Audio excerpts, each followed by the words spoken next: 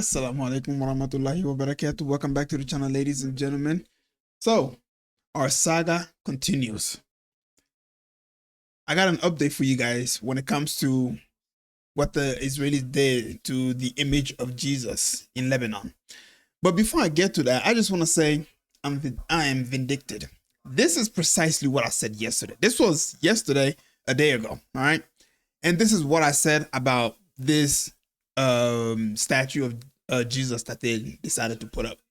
To make a golden statue of Jesus. Now my question is, where did they find this? Because from the look of it, you don't make this in a heartbeat. You don't make this just like that. Okay, this story is new. This takes weeks to make. So perhaps somebody was generous enough to post it, to put it up, and then of course they probably came in and took a picture of it and then said, hey, look at us, we decided to replace the statue. See, we're not as bad as you think we are. Wait. Oh my god. Oh my bad, I was changing up the picture. Okay, I was right. I was 100% right. So the idea of the okay, so, and I quote, this is from Caroline. The IDF destroyed the cross, then lied about replacing it. It was the Italian UNIFIL force who actually destroyed it in Devol, Lebanon. They desecrated, they lied, Christian cleanup. Moving on. The IDF destroyed the statue, then they lied on X about replacing it. It was just the Italian UNIFIL forces who actually restored it today in Devol, Lebanon. I mean, I was right. I told you guys. If you go listen to my video, I said it. I was like, there's no way these people, it's not just that video. There was another video that I made before that where I said, these people are not going to replace this thing. They're saying that they're going to investigate it, when in reality, all it is just to take the heat off of them. And I was right. They weren't going to replace it. Hell no. These people's entire goal is to completely eradicate both Christian and Muslim out of the whole region. That's their goal. So you're telling me they're going to destroy something, a statue that they're trying to get rid of, they get backlash, and then they're just going to bring it back. And even if they did that, once the heat comes off of it, they'll just remove it. This is how these people operate. They don't like you, Christian. They don't like y'all. You guys think it's only Muslims. They don't you guys. Let's be quite honest. All right. With that being said, I wanted to react to this video right here of Tucker Carlson. He brought on a journalist who was in Lebanon, and he was somebody whom the Israelis actually tried to take out. Like, he was live explaining the situation that's going on, and right behind him a bomb just dropped. Let me see if I can find that. Let's see, right there. All right. Israeli-owned, American-made aircraft that fired a missile at him in an attempted assassination. Here's what it looked like. Further rocket attacks were reported against Nahariya and admitted.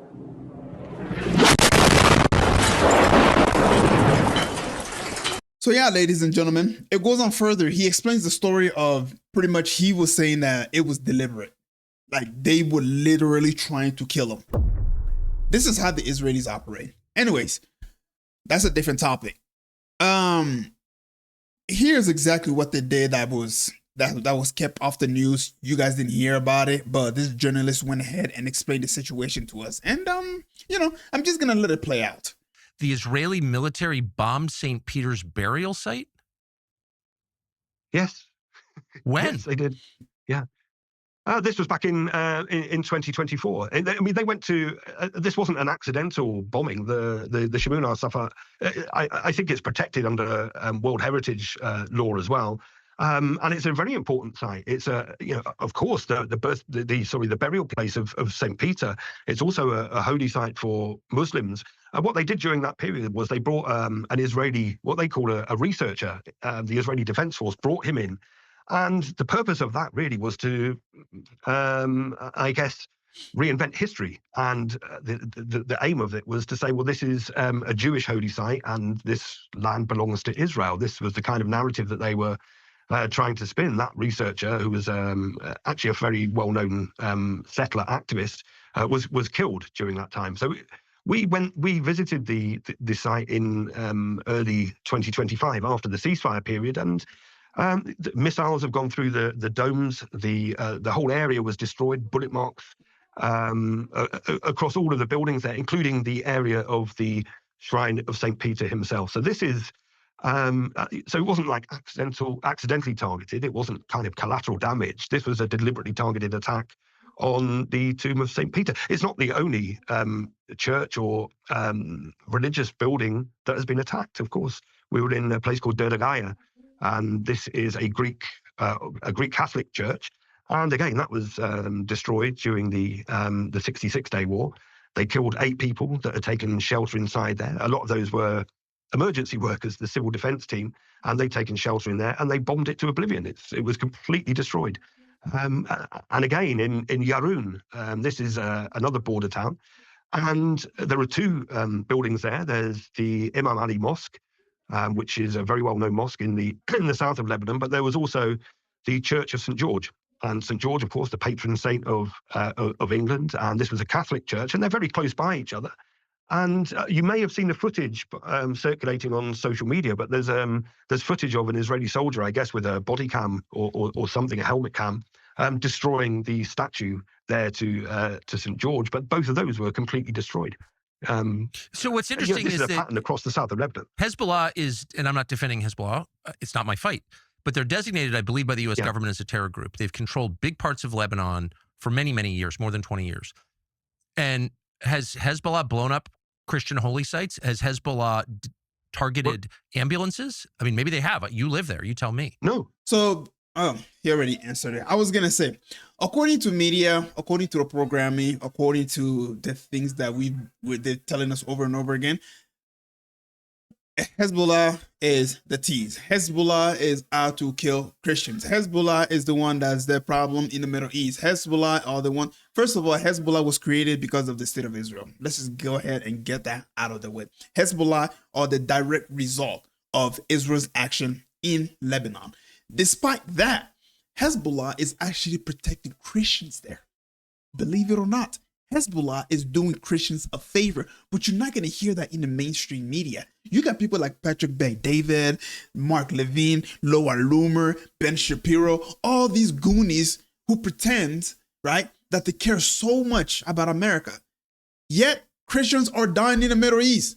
They're being butchered by the thousands. You're not going to hear anything about that. Nothing. And yet they want to sit on TV or, go on Fox News and CNN or turn on the podcast and all these Muslim, look how backward they are. All these Muslim, they're trying to kill all the Christians in the Middle East. And it's like, wait a minute. You do realize that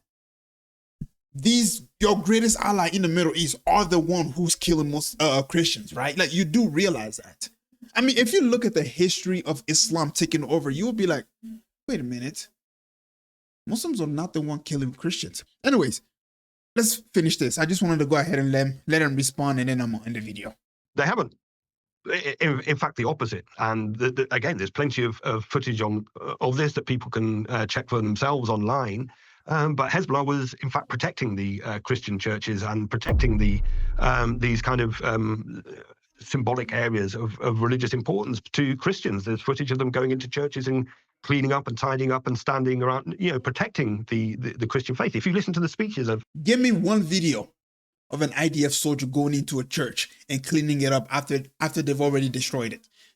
Or, any other group that they're fighting destroyed the church. Show me a video of an IDF soldier going in and cleaning up, and I will show you hundreds of videos of them destroying churches. Hassan Nasrallah, he said the Hezbollah are the main defenders of the Christian faith in Lebanon. So it's no, they're not destroying ambulances, they're not destroying churches, they're not destroying mosques, they're not destroying people's homes, but Israel is, and it's doing it with American and Western supplied weapons as well. There you go, ladies and gentlemen. There you go.